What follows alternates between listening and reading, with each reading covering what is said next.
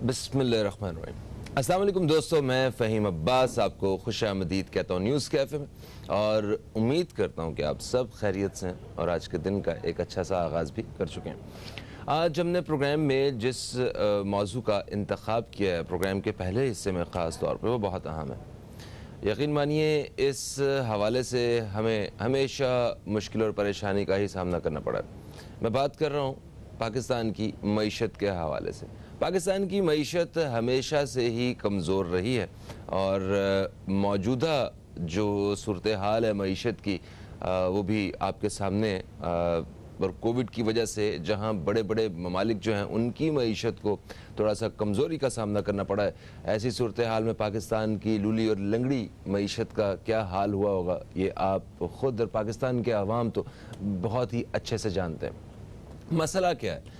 मसला ये है कि हम लोग जो असल वजूहात हैं इसको बेहतर करने की उनको सामने नहीं ला पाते, और अगर वो सामने होती भी हैं तो हम उनके लिए कुछ मतलब अपना रोल प्ले नहीं कर पाते। हमारे जितने भी सियासी कायदीन हैं वो जो इसका हल बताते हैं उसमें मईशत का हल नहीं होता, उसमें एक्चुअली किसी न किसी दूसरी पार्टी को, किसी दूसरी ताकत को जो है वो गलत साबित करके आप सिर्फ अवाम का दिल जीत रहे होते हैं वोट हासिल करने के लिए। जो असल मकसद है, जो असल वजह होती है, जो वजूहात हैं, उनसे कहीं दूर ये सारी बहस हो रही होती है। ठीक है, हम जब खुद भी रिसर्च करते हैं, जब टीवी देखते हैं या इन सियासी कायदीन को सुनते हैं या किसी की भी राय सुन रहे होते हैं, तो हमें अपनी एक जो ओपिनियन बिल्ड करनी चाहिए उसको बड़ा न्यूट्रल होना चाहिए। हम किसी भी रिसर्च को जब कर रहे होते हैं, जब कोई वजह जान रहे होते हैं, तो हम ये देख रहे होते हैं कि हमारा अपना इंटरेस्ट क्या है, हमारा अपना बिलीव क्या है, हमारी अपनी पसंदीदगी क्या है या हमारी अपनी तरफदारी क्या है ना।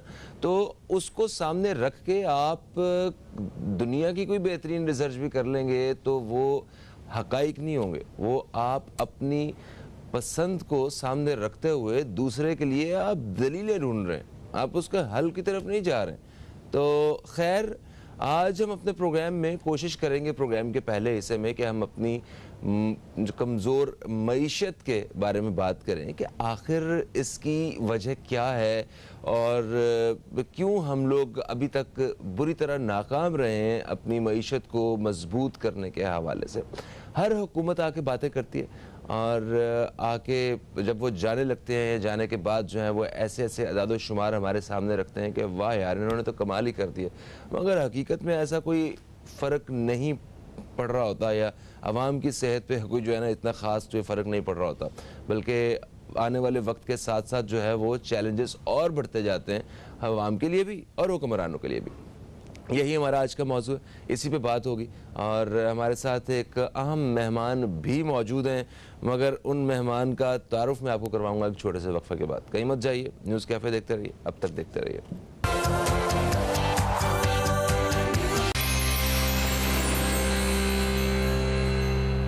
जी दोस्तों, वक्फे के बाद आपको फिर से खुशामदीद। आप देख रहे हैं न्यूज़ कैफ़े, मैं हूं फ़हीम अब्बास।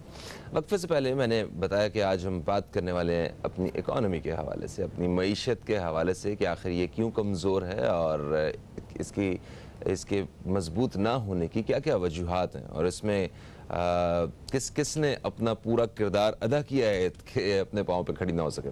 तो इस हवाले से बात करेंगे हम। हमारे साथ स्टूडियो में जो मेहमान मौजूद हैं, आप एक इकोनॉमिस्ट हैं, बल्कि इस्लामिक इकोनॉमिस्ट हैं, जनाब अशरफ गौरी साहब। आपको खुशामदीद, अस्सलाम वालेकुम, गुड मॉर्निंग, कैसे हैं आप? जी वालेकुम, तबीयत ठीक है? अल्हम्दुलिल्लाह, माशाअल्लाह। अच्छा, ये बताइए कि पाकिस्तान में मईशत की जो तबाही है इसके असबाब क्या हैं?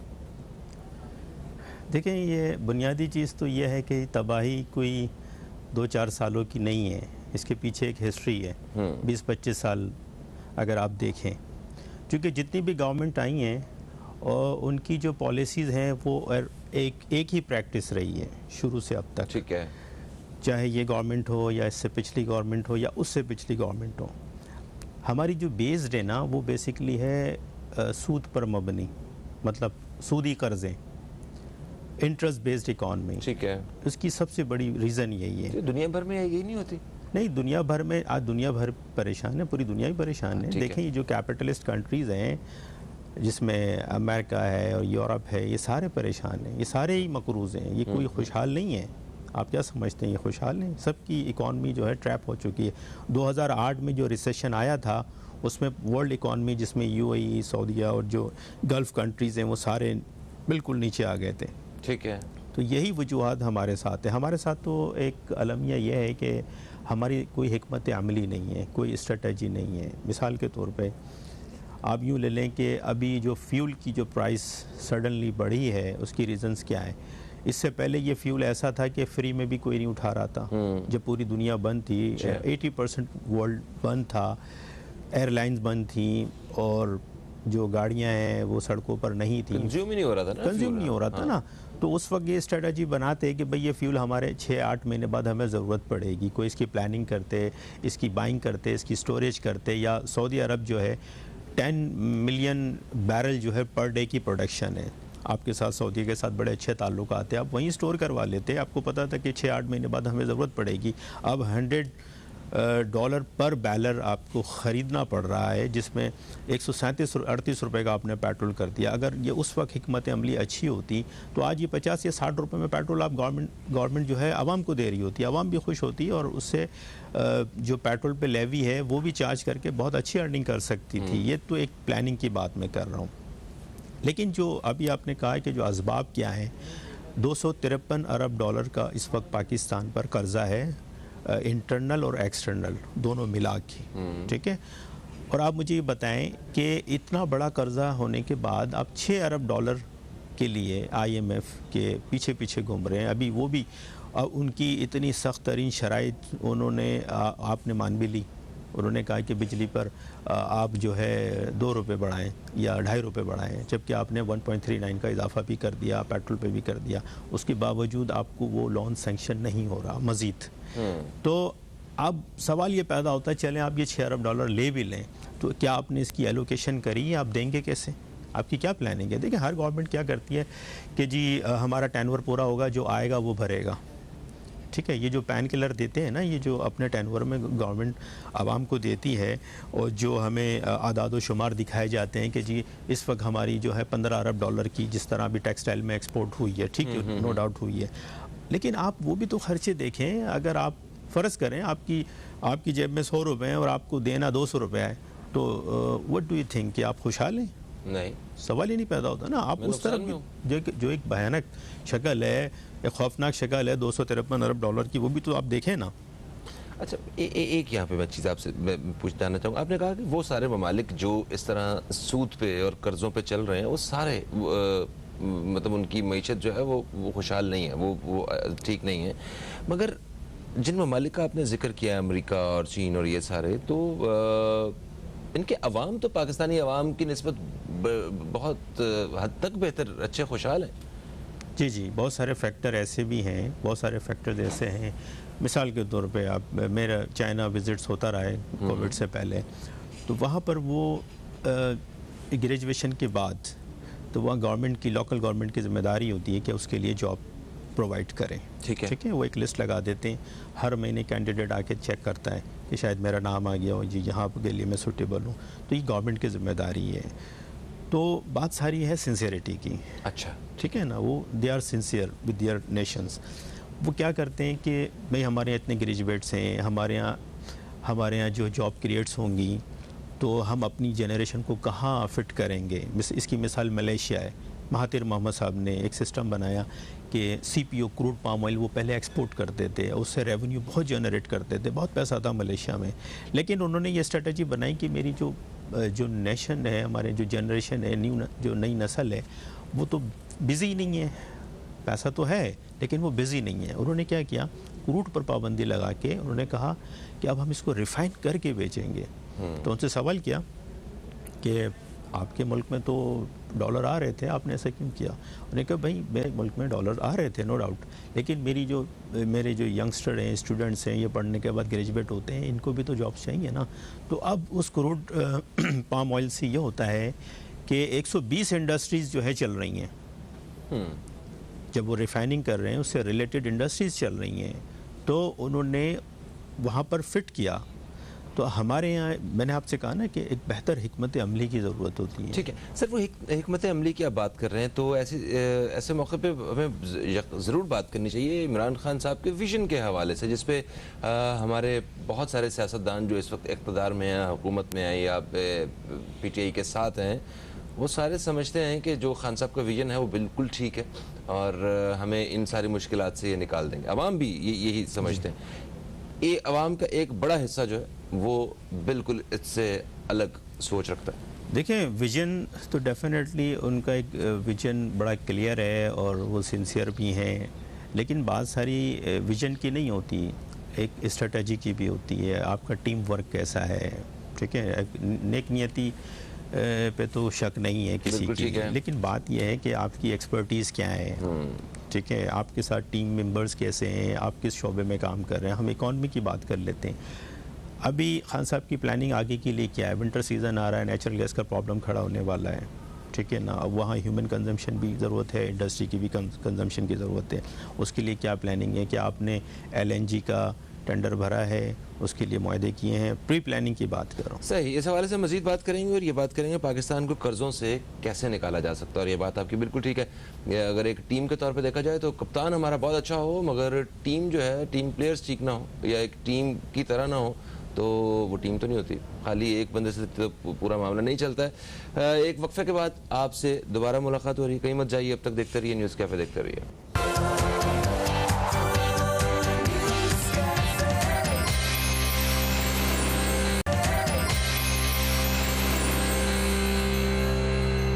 एक वक्फे के बाद आपको फिर से खुशामदीद। आप देख रहे हैं न्यूज़ कैफ़े, मैं हूं फ़हीम अब्बास और न्यूज़ कैफ़े में बात हो रही है मुल्की मईशत की बदहाली के हवाले से। और हमारे साथ स्टूडियो में मौजूद हैं जनाब अशरफ गौहरी साहब। आप एक इस्लामिक इकोनॉमिस्ट हैं। सर, वक्फे से पहले हम कर्ज़ों के बारे में बात कर रहे थे। पाकिस्तान को कर्ज़ों से कैसे निकाला जाए, क्योंकि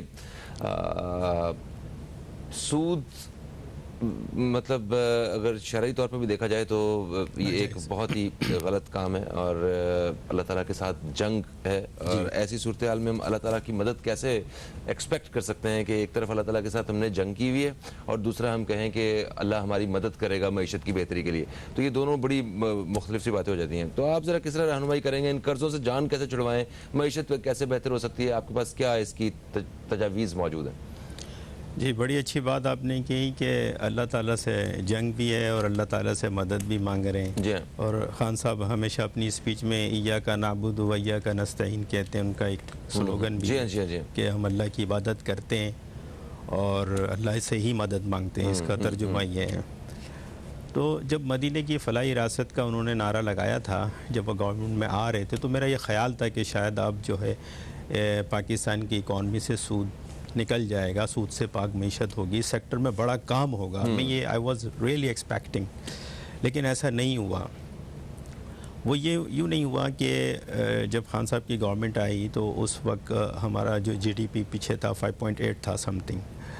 तो इन्होंने ज़ाहिर है कुछ था नहीं, ख़जाने खाली थे बकौल इनके, ये रिकवरी में लगे रहे, पुरानी गवर्नमेंट की रिकवरी हो जाए किसी तरह। रिकवरी तो खैर नहीं हुई, लेकिन जो मौजूदा मईशत है उसका ही बुरा हाल हो गया। डॉलर जो है वो उस वक्त 100 से लेके आज 172 को भी क्रॉस कर रहा है। पेट्रोल जो है 90-95 पर था, आज 137 पर है। सही। तो ये सारे जो फैक्टर्स हैं वो क्यों हैं? पहली बुनियादी चीज़ तो ये है कि देखें, हमें एसेट बेस्ड फाइनेंसिंग की तरफ जाना होगा, अंडरलाइन एसेट्स की तरफ जाना होगा।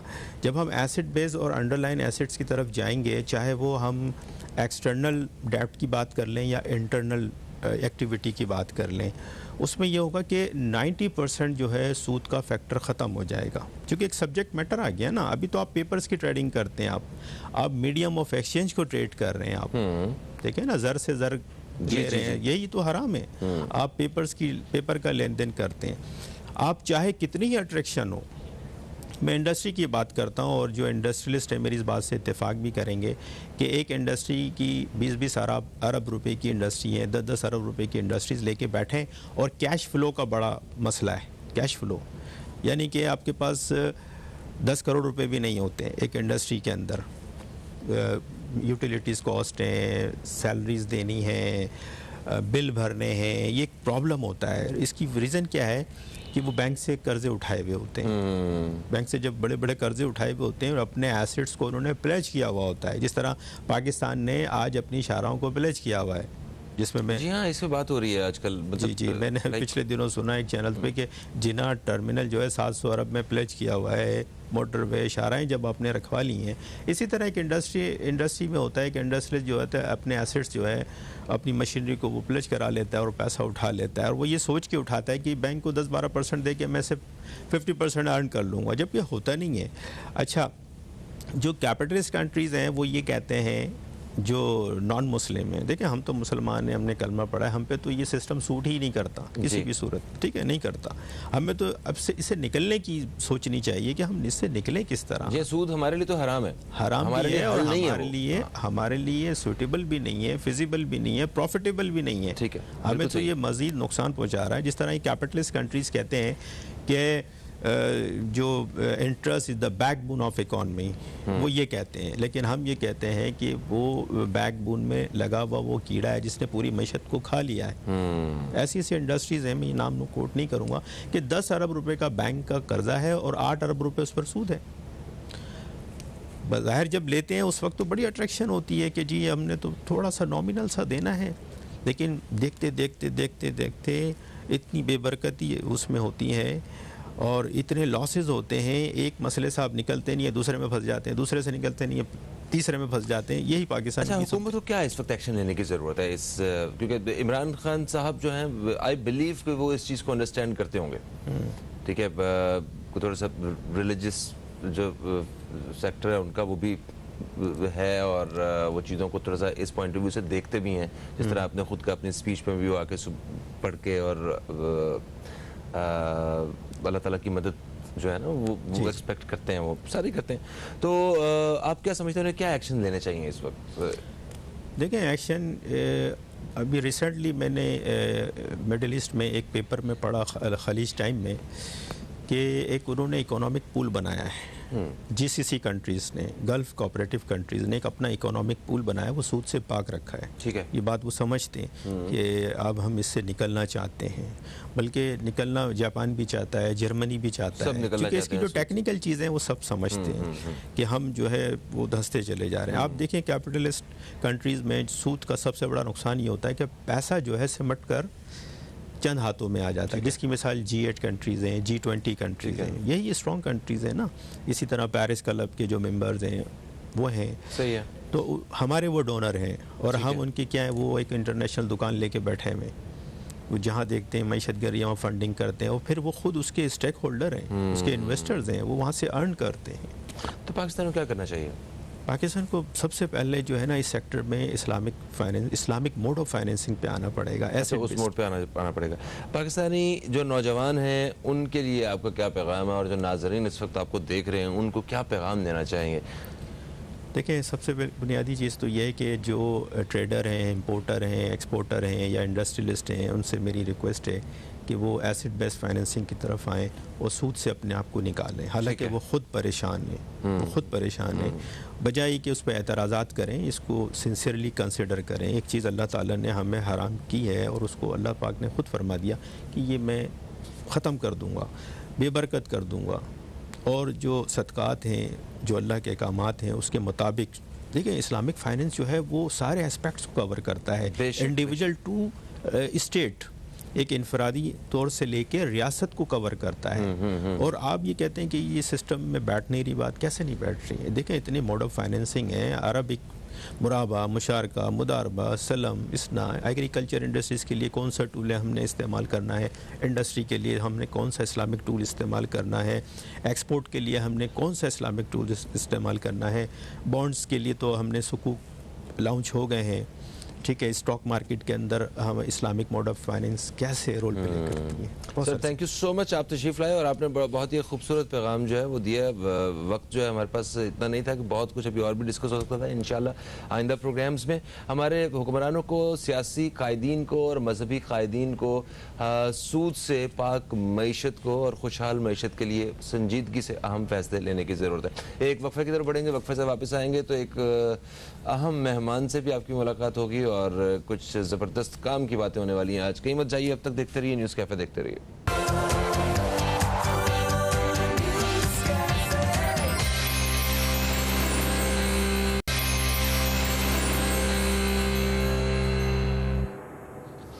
एक वक्फे के बाद आपको फिर से खुशामदीद। आप देख रहे हैं न्यूज़ कैफ़े, मैं हूं फ़हीम अब्बास और प्रोग्राम के दूसरे हिस्से में हम इस वक्त दाखिल हो चुके हैं।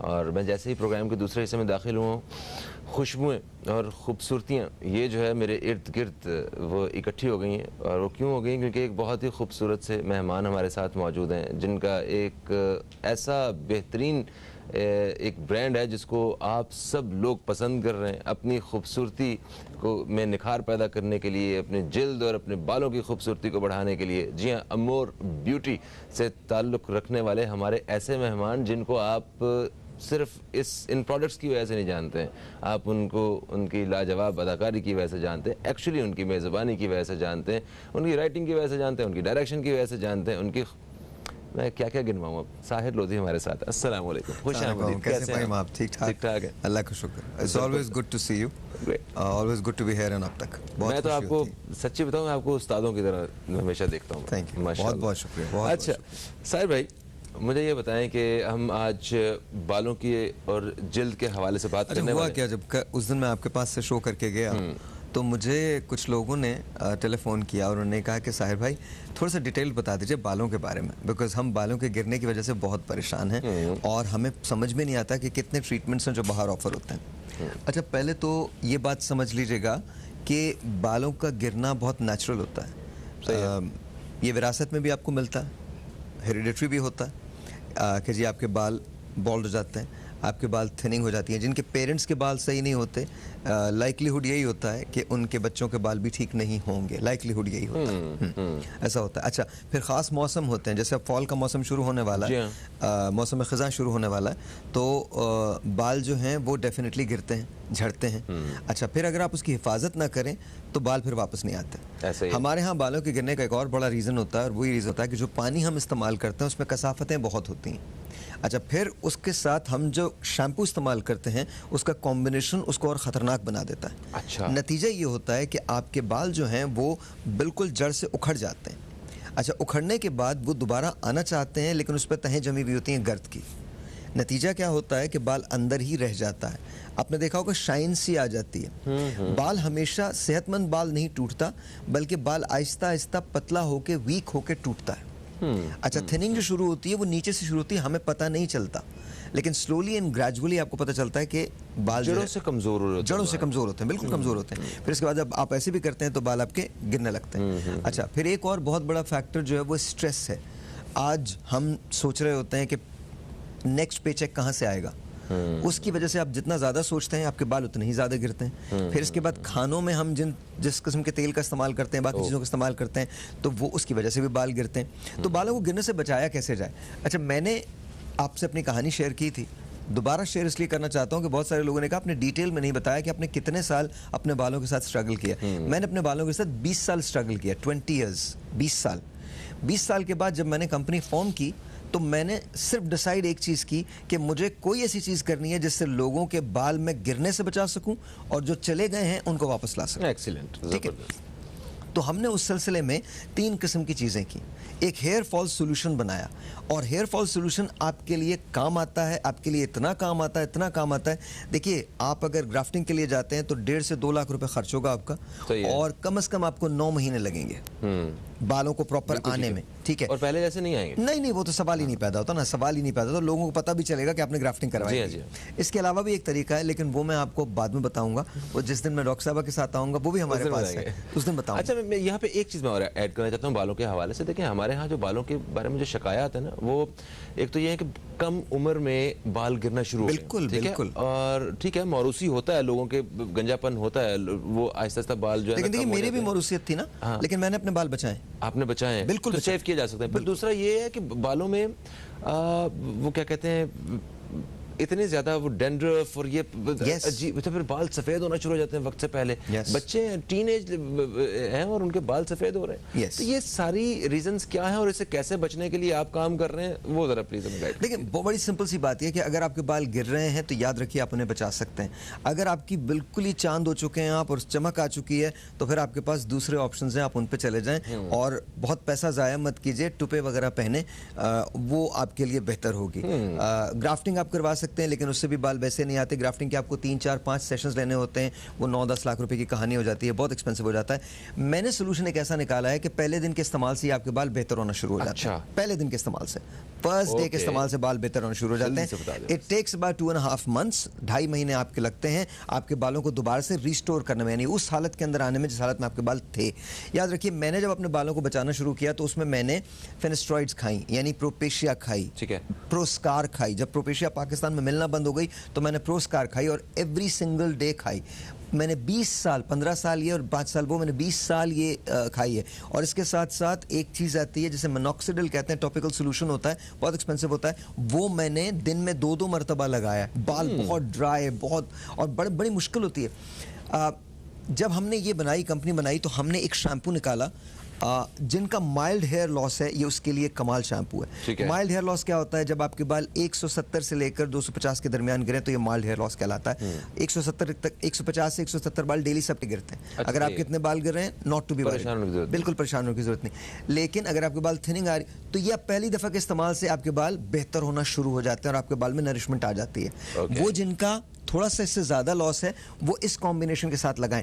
माइल्ड या जो मीडियम हेयर लॉस है वो इस कॉम्बिनेशन के साथ लगाएं। आपको ये ऑयल इस्तेमाल करना पड़ेगा हफ्ते में 3 दिन। इसका ड्रॉपर जो है, अगर आप मुझे इजाज़त दें मैं दिखा दूं, इसका ड्रॉपर जो है वो इसके अंदर मौजूद है। इसमें से आपने ऐसे ऑयल निकाला और इस ऑयल को बहुत अच्छी तरह से रब कर लिया, 40 मिनट, मतलब 5 मिनट रब किया, 40 मिनट तक छोड़ दिया और इसके बाद इस शैम्पू से धो लिया। ये आपने हफ्ते में 3 दिन करना है। शैम्पू आपने 7 दिन इस्तेमाल करना है, ये आपने 3 दिन इस्तेमाल करना है। इसके साथ साथ आपने, अभी आपने डैंड्रफ की बात की थी, तो हमारे पास एंटी डैंड्रफ शैम्पू है अमोर ब्लू के नाम से। आपने इसको इस्तेमाल करना है हफ्ते में 2 दिन।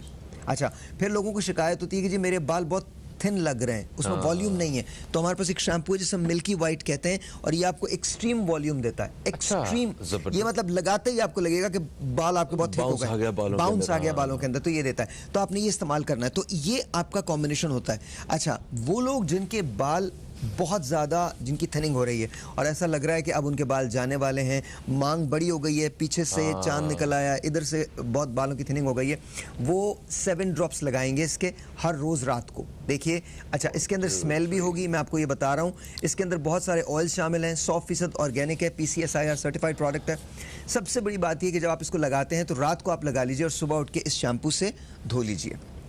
अगर आप इस 3 कॉम्बिनेशन को इस्तेमाल करेंगे तो 2.5 महीने के अंदर अंदर आपके बाल दोबारा से वापस आ जाते हैं और हमें पता चल जाएगा कि आप अपने बालों के साथ कितने ज्यादा मुखलिस हैं। अच्छा, हमारे लोग जो हैं वो इस वक्त मौजूद हैं, टेलीफोन नंबर आपके पास चल रहा होगा मोर ब्यूटी का, अभी कॉल कीजिए, उनसे कहिए मेरे बाल गिर रहे हैं, मुझे बताइए मैं क्या करूं और ऑर्डर प्लेस कर दीजिए। बिल्कुल ठीक है, तो वो तजवीज़ भी कर देंगे, है ना, कि क्या आपके लिए क्या बेहतरीन है। Of course. तो दोस्तों, इस तरह की आपको बड़ी ज़बरदस्त किस्म की जो इन्फॉर्मेशन है वो मिलती रहेगी। अभी तुमने बालों के बारे में बताया है, जल्द के मुतालिक बताना है, हमने आपकी सेहत, आपके वेट लॉस के हवाले से, मोटापे को कम करने के हवाले से बताना है। तो एक वक्फा ले लेते हैं, वक्फे से वापस आते हैं आपकी खिदमत में और बातचीत का सिलसिला जारी रखते हैं। कहीं मत जाइए, न्यूज़ कैफे देखते रहिए, अब तक देखते रहिए।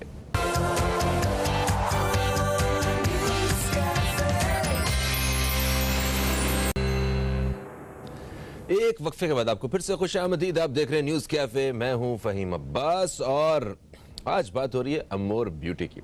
हमारे साथ मेहमान हैं साहिर लोधी। वक्फे से पहले हमने आपको बताया कि बालों की सेहत को किस तरह बेहतरीन बनाया जा सकता है और बालों को किस तरह खूबसूरत बनाया जा सकता है। अभी हम बात करेंगे जल्द के हवाले से, ऐसे ही साहिर भाई? बिल्कुल। अच्छा, एक बात मैं कहना चाहता हूं कि आप हमें कॉल कीजिए, नंबर सामने दिया हुआ है, मेरे ख्याल में चल भी रहा होगा। जी बिल्कुल, साथ साथ चल रहा है, साथ साथ चल रहा है। और तो मैं आपको ये बता दूं कि इस नंबर पे कॉल कीजिए, आपका कोई भी प्रॉब्लम हो। पहली बात तो ये याद रखिएगा कि डॉक्टर से जरूर कंसल्ट करें, हमारे पास इन हाउस डॉक्टर्स मौजूद हैं, इन हाउस हर्बलिस्ट मौजूद हैं, आप उनसे बात कर सकते हैं। दूसरी बात ये कि जितनी भी प्रोडक्ट्स हैं वो PCSIR सर्टिफाइड हैं, तो आप बिला खौफ इसको इस्तेमाल भी कर सकते हैं। लेकिन मैं फिर भी आपको ये अर्ज करूंगा, चाहे वो मेरा ब्रांड हो या कोई और ब्रांड हो, कोई भी चीज़ इस्तेमाल करने से पहले, लगाने या खाने से पहले डॉक्टर से प्लीज़ ज़रूर मशवरा कीजिए। कीजिए। सही। प्लीज़ देखिए, बिकॉज आपकी सेहत सबसे पहले है। ये जितनी चीज़ें बनती हैं ये सब आपकी सेहत को मद्देनजर रखते हुए बनाई जाती हैं। अगर आपके बालों के गिरने का प्रॉब्लम है, अभी कॉल करें, उनसे कहिए, सिर्फ इतनी बात कहिए कि साहिर भाई ने कहा है कि मेरे बाल जो हैं वो गिर रहे हैं, मुझे बताइए मैं अपने बालों को गिरने से कैसे बचाऊं और नए बाल कैसे उगाऊं। लिटरली मैं आपको बता रहा हूं, इट विल वर्क। लेकिन ये एक दिन का प्रोसेस नहीं है, कम से कम 2.5 महीने लगते हैं। तो आपको बहुत पेशेंट होना होता है, बहुत पेशेंट होना। आपने बाल सालों में लूज किए हैं, 2.5 महीने आप इंतजार कर सकते हैं बालों को वापस लाने के लिए। ऑलराइट, तो अब हम जल्द की बात करते हैं, अगर आप इजाजत दें तो। देखिए, सबसे पहले बात याद रखिएगा, इससे पहले कि हम स्किन की बात करें या स्किन के लाइटर होने की बात करें या ग्लो की बात करें, एक चीज़ आपको अपनी स्किन के रूटीन में शामिल करनी है, और वो है ये है जी हमारा सनब्लॉक जेल। अच्छा, इस सनब्लॉक जेल में शामिल ऐसी चीज़ें हैं जो आपको 100 SPF की प्रोटेक्शन देती हैं।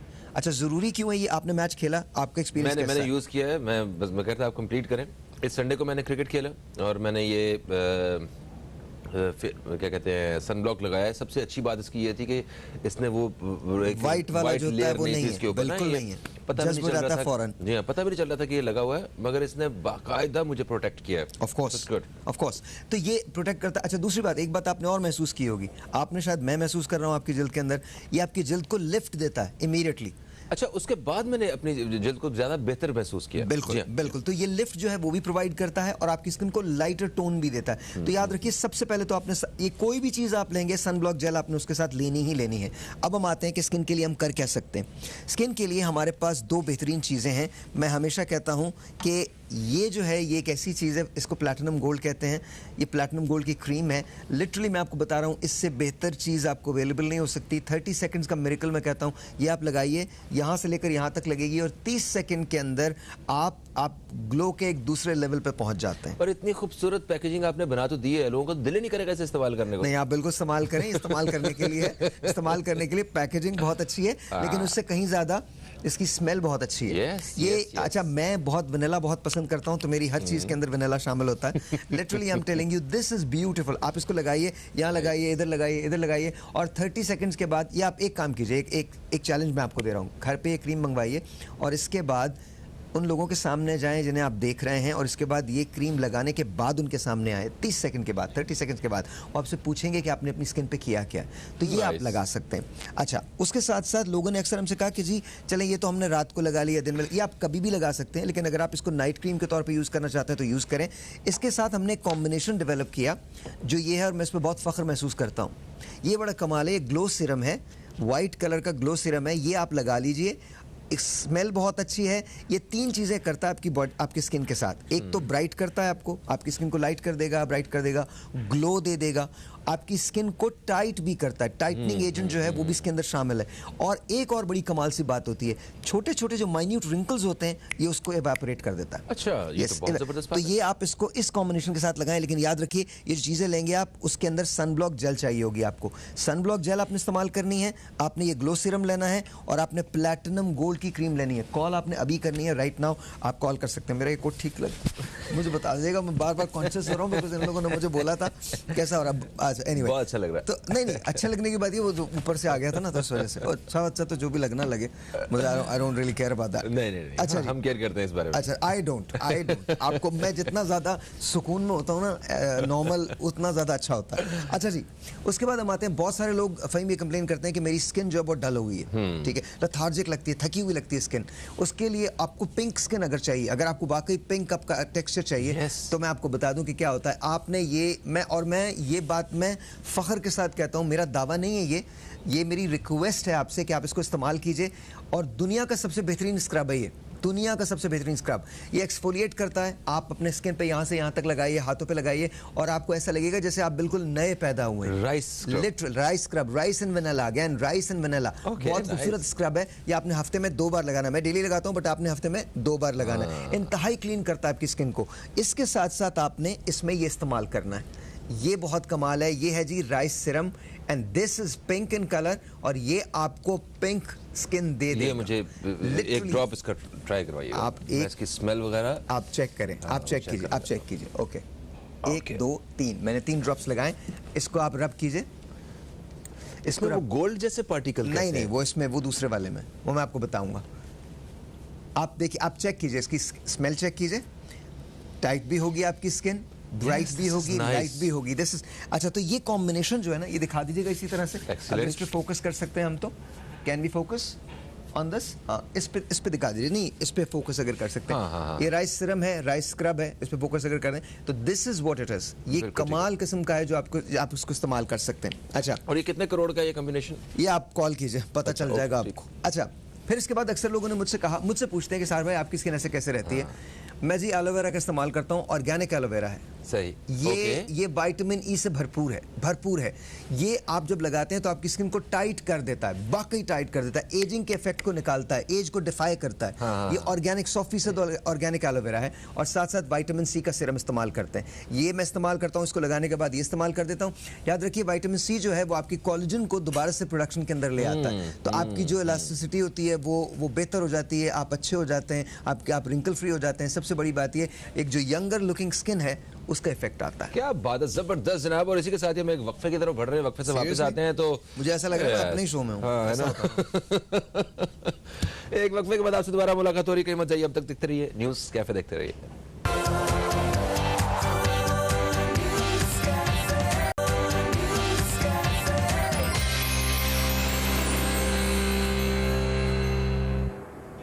Welcome back. आप देख रहे हैं न्यूज़ कैफे, मैं हूं फहीम अब्बास, साहिर लोधी हमारे साथ हैं और बात हो रही है अमोर ब्यूटी की। अच्छा, अमोर ब्यूटी आपने नाजरीन की खूबसूरती को बढ़ाने के लिए, इन्हेंस करने के लिए बहुत सारी प्रोडक्ट्स जो हैं वो लॉन्च किए हैं। इतनी आपने रिसर्च की है, मेहनत की है।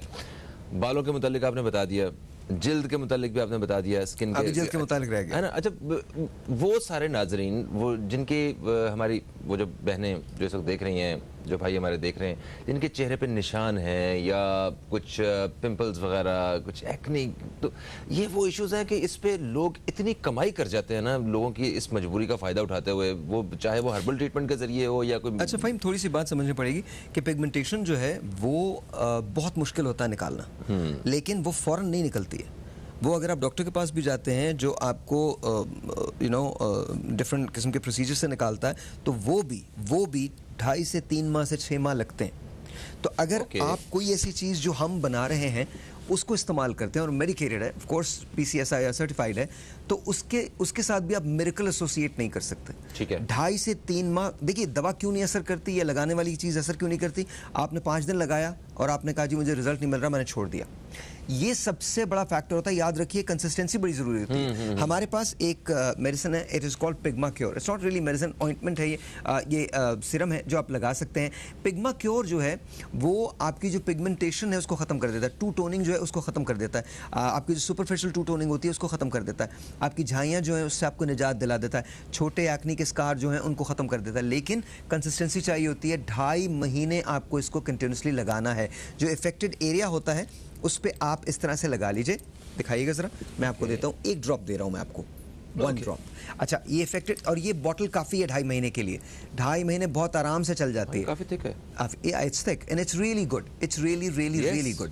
आप इसको लगाइए और लगाने के बाद बस इतना ख्याल रखिएगा कि जब आप ये लगा लें तो प्लीज़ सन के पास सूरज के एक्सपोजर नहीं मिले आपको। अच्छा। 20 मिनट के लिए, 20 मिनट्स ओनली। उसके बाद ये आपकी जल्द में एब्जॉर्ब हो गया और आप निकल जाएं। लेकिन जाने से पहले अगर आप सन ब्लॉक लगा लें तो और कमाल हो जाएगा। लेकिन पिग्मा क्योर आपके टू टोनिंग जो है इसको ख़त्म कर देती है।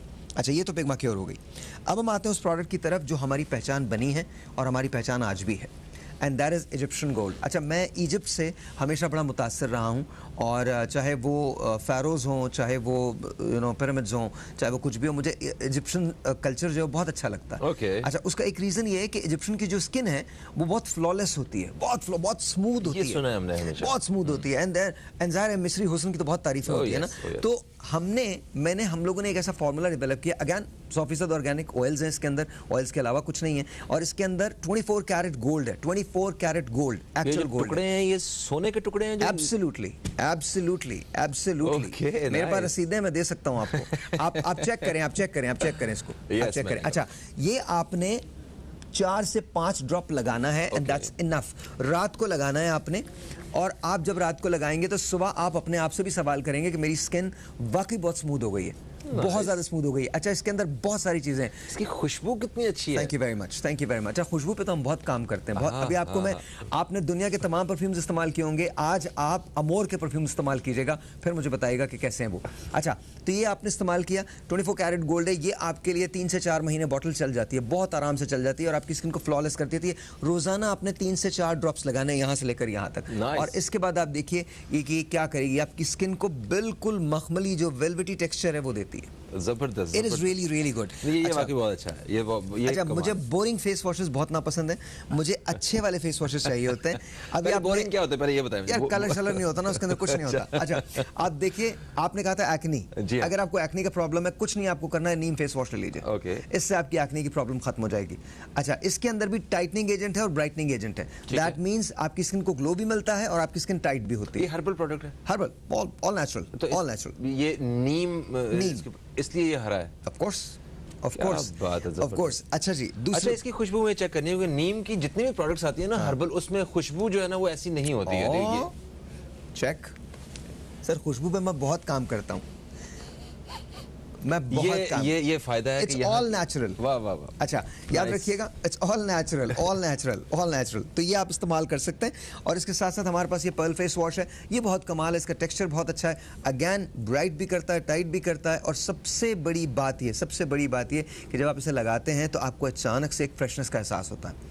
अच्छा, और आपको ऐसा लगता है कि जैसे अचानक से अभी कुछ नया कुछ हो गया आपके साथ। तो दिस इज, मुझे अपने फेस वॉशेस बहुत ज़्यादा पसंद है। और एक चीज़ मैं आपके लिए आज छोड़ के जाऊंगा, this is our BB cream. Okay, our BB cream, हमारी बीबी क्रीम है। ये दुनिया में हर किस्म के शख्स इस्तेमाल कर सकता है। ये न्यूट्रल कलर की बीबी क्रीम है। अगर आप फेयर कलर के हैं तो भी इस्तेमाल कर सकते हैं, डार्कर साइड पे हैं तो भी इस्तेमाल कर सकते हैं, डजंट रियली मैटर। ये न्यूट्रल क्रीम है और ये हल्की सी लगानी होती है, बिल्कुल। इससे बेहतर बीबी क्रीम आपको कहीं नहीं मिल सकती। बहुत थोड़ी सी इस्तेमाल होगी बीबी क्रीम और इसके बाद आपकी स्किन जो है वो फ्लॉलेस लगेगी, बिल्कुल फ्लॉलेस लगेगी। आप इस पर अपना मेकअप कर सकते हैं। असल में इस पर कुछ और करने की जरूरत नहीं है। बहुत से लोगों को मेकअप करने की भी जरूरत नहीं होती है ये लगाने के बाद। बिल्कुल नहीं, बिल्कुल नहीं, बिल्कुल ऐसा। एक वक्फा आ गया। Very nice. वक्फे के बाद जी वेट लॉस की बात है। अगर आप बहुत मोटे हैं और आपको ये लगता है कि आपको अपना वेट लूज करना है तो इंतजार कीजिएगा। बिल्कुल। और उसके साथ साथ खुशबुओं की दुनिया में भी आपको लेके जाएंगे। हम आपको बताएंगे कि कितनी खूबसूरत और कितनी जबरदस्त खुशबुएं जो हैं वो अमोर ब्यूटी आपके लिए लेके आया। एक वक्फे के बाद आपसे मुलाकात हो रही है। जी दोस्तों, वापस आ चुके हैं हम और साहिर भाई के साथ दौरान वक्फा भी अच्छी गपशप रहती है मेरी। वो मैं शेयर नहीं कर सकता आपसे मगर यस, हो गया। हमने जल्द के हवाले से, हमने बालों के हवाले से बात की है। और जैसा कि वक्फे पे जाने से पहले हमने ये बताया था कि जब हम वापस आएंगे तो बात हो रही होगी वेट लॉस के बारे में और खुशबुओं के बारे में। तो वेट लॉस, वाकई वज़न एक दफ़ा बढ़ जाना ये तो बहुत आम सी बात है और आसान है। वज़न को कम करना बहुत मुश्किल है। ये नहीं, मुश्किल क्या है? नहीं, मुश्किल नहीं। वज़न आप कम कर सकते हैं। कैसे? देखिए, दो चीज़ें होती हैं, या तो आप डाइट और एक्सरसाइज पे चले जाएं और आपका वज़न कम हो जाएगा, लेकिन उसके लिए आपको बहुत डिसिप्लिन होना होता है। ठीक है। अच्छा, जो लोग डिसिप्लिन ऑलरेडी हैं उनके लिए तो कोई भी चीज़ अवेलेबल ही नहीं है। ट्रू। बिकॉज अगर आप डिसिप्लिन हैं तो फिर आपको किसी चीज़ की ज़रूरत नहीं है। अच्छा, हमने जो ये डाइटरी सप्लीमेंट क्रिएट किया है, एक बात याद रखिएगा कि डाइटरी सप्लीमेंट उन लोगों के लिए नहीं है जो ऑलरेडी डाइट पे हैं। जो ऑलरेडी डाइट कर रहे हैं उनके लिए नहीं है। ये उन लोगों के लिए है जो डाइट नहीं कर सकते और एक्सरसाइज नहीं कर सकते। ये उनके लिए है। ठीक है, ये उनके लिए। तो कहते हैं मैंने खाना पीना भी पूरा है और वजन भी कम करना है। आप खाना पीना कुछ भी खा सकते हैं। ठीक है। ओवर ईटिंग, एक्सेसिव ईटिंग आप नहीं करें, पोर्शन कंट्रोल करें। इसके साथ रिक्वायरमेंट से पोर्शन कंट्रोल किया, आप पोर्शन कंट्रोल करें, आपका वेट इस तरह करके रिड्यूस होगा। लेकिन याद रखिए, खुदा का वास्ता, एक तो इसकी डोजेज डबल नहीं करनी है। 100% ऑर्गेनिक है, लेकिन इसके बावजूद जल्दी वेट लूज करना कोई अक्लमंदी नहीं है। आप आराम से 1 महीने में 4 इंच वेस्ट जो है, वेस्ट लाइन जो है वो लूज कर सकते हैं। 4 इंच, 4 इंच 1 महीने के अंदर। अच्छी खासी है जी, बहुत अच्छी है। और ये फैट लॉस होता है, आपका फैट लॉस है बेसिकली। इसके लिए शराइत 2 हैं। पहले तो ये कि 14 से 16 ग्लास आपको पानी पीना, ये आपको पीना ही पीना है। नाश्ते के बाद लेनी है टैबलेट, 1 गोल्ड कैप लेनी है आपको, 1 कैप लेनी है और नाश्ते के बाद लेनी है। और 14 से 16 ग्लास आपने पानी पीना ही पीना है। अच्छा, उसके अगर आप नहीं पिएंगे तो रिजल्ट्स 3 से 4 बोतलें जो है ना आपको पीनी है। देखिए, अच्छा, ये अगर आप नहीं पिएंगे तो आपको रिजल्ट्स नहीं मिलेंगे। अच्छा, it's very simple, very very simple. Organic है, 100% ऑर्गेनिक है। इसके अंदर 2-3 चीज़ें और भी हैं। आपका जो माइंड फोकस है वो बड़ा ज़बरदस्त हो जाता है। मैं नाश्ते के बाद लेता हूँ, आप मुझे देख सकते हैं, मैं 2 घंटे सोता हूँ, आप ऐसा मत कीजिएगा। लेकिन इसके बावजूद मैं बहुत एक्टिव रहता हूँ। उसमें कमाल इसका है इसका है। अच्छा, एक आपको ताकत मिलती है, आपको एनर्जी मिलती है, कोई भी इसको ले सकता है, you know, but just remember this, मैंने फिर कहा है कि बात लेने से पहले, खाने से पहले प्लीज अपने डॉक्टर से जरूर मशवरा कर लीजिए। ठीक है, कोई शुगर के मरीज हो, ब्लड प्रेशर के हो, दिल के मरीज हो, तो सारे anyone can take it, but again please talk to your doctor, please please please. Request ये है कि please talk to your doctor, और जो मैं आपसे कह रहा हूं उसके अगेंस्ट मत जाइएगा। अगर आप ऑलरेडी डाइट कर रहे हैं या कर रही हैं तो प्लीज इसको इस्तेमाल मत कीजिए, क्योंकि आपका वेट बहुत जल्दी रिड्यूस होगा।